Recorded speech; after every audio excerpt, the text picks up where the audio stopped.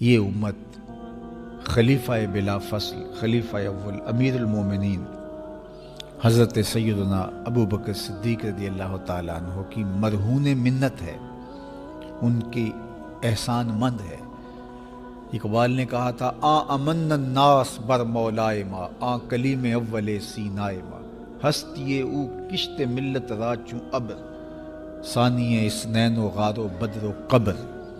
کہتے ہیں کہ وہ شخص جس نے ہمارے آقا و مولا پہ سب سے زیادہ احسانات کیے، اور میرے آقا کریم نے ارشاد فرمایا میرے اوپر جس نے بھی کوئی نیکی کی میں اس کا بدلہ چکا دیا دنیا پر ہی، لیکن ایک ابو بکر ایسے ہیں جن کی نیکیوں کا بدلہ قیامت کے دن رب ہی چکائے گا۔ یہ حضور علیہ السلام نے ارشاد فرمایا۔ اور پھر میں ما نفعنی مال احد قط، ما نفعنی مال ابی بکر، مجھے کسی کے مال نے اتنا نفع نہیں دیا جتنا ابو بکر کے مال نے نفع دیا۔ اپنا سب کچھ حضور کی راہوں میں نچھاور کر دیا، مال پیش کیا، جان پیش کی، اولاد پیش کی، وقت دیا، ایک ایک سانس حضور کے نام کر دی۔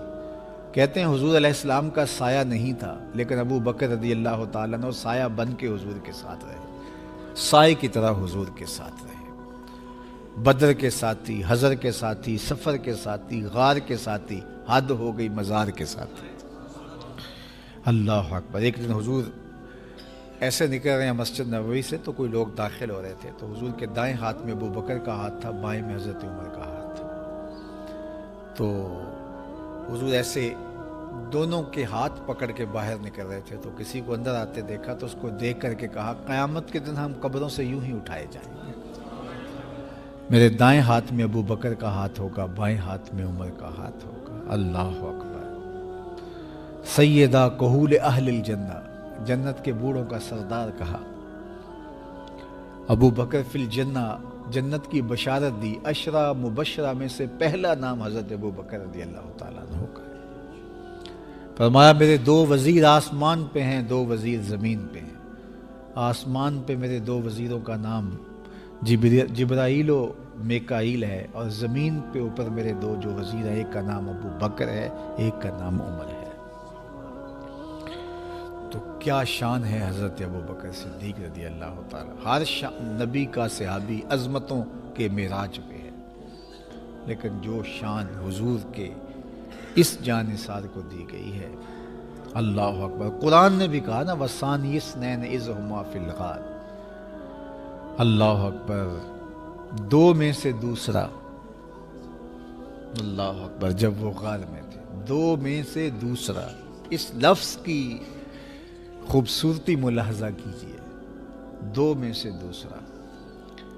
حضرت عمر کہا کرتے تھے، حضرت صدیق اکبر کا ذکر کرتے ساتھ رو پڑتے اور کہتے کہ ابو بکر میری ساری زندگی کی نیکیاں لے لیں، وہ غار والی ایک نیکی مجھے دے دیں۔ ساری نیکیاں زندگی کی ابو بکر لے لیں، ایک نیکی غار والی مجھے دے دیں۔ تو ان کی ساری نیکیاں ایک طرف اور ابو بکر کی ایک نیکی ایک طرف۔ اور حضرت عمر کہا کرتے تھے کاش میں ابو بکر کے سینے کا بال ہی ہوتا۔ کوئی کم شان ہے؟ یہ حضرت عمر کہہ رہے ہیں، یہ عمر جس کے بارے میں میرے حضور علیہ السلام نے فرمایا کہ میرے بعد اگر نبوت کا دروازہ بند نہ ہوا ہوتا، میرے بعد اگر کسی نے نبی ہونا ہوتا تو وہ عمر ہوتا۔ اتنی شانوں کے مالک۔ ان الشیطان یفر من ظل عمر، شیطان عمر کے سائے کو دیکھ کے بھاگ جاتا ہے۔ وہ عمر کہہ رہے ہیں کاش میں ابو بکر کے سینے پر اگا ہوا بال ہی ہوتا۔ یہ شان ہے، یہ عظمت ہے۔ سارے حضور کے صحابی عظمتوں کے معراج پر، لیکن ان کی شان ہی وکری ہے۔ کسی پنجابی شاعر نے کہا کہ سارے یار نبی دے سونے، نہیں کوئی اینا یاراں ورگا، نہ کوئی ہویا نہ کوئی ہوسی، اینا جان نثاراں ورگا، نہ اس دھرتی پیدا کیتا، اینا یاراں ورگا، اعظم شان صدیق کی دساں اکو یار ہزاراں ورگا۔ وہ عظمتوں کی کس معراج پہ امن الناس بر مولائے ما، کلیم اول سینائے ما، ہستی او کشت ملت راچو ابر، ثانی اسنین و غار و بدر و قبر۔ بدر کے بھی ساتھی، قبر کے بھی ساتھی، مزار کے بھی ساتھی، غار کے بھی ساتھی، اور کھیت اسلام کی کھیتی کے لیے ابر بہار کی طرح برسے اور سیراب کر گئے، اور اس امت کے لیے انہوں نے جو کام کیا وہ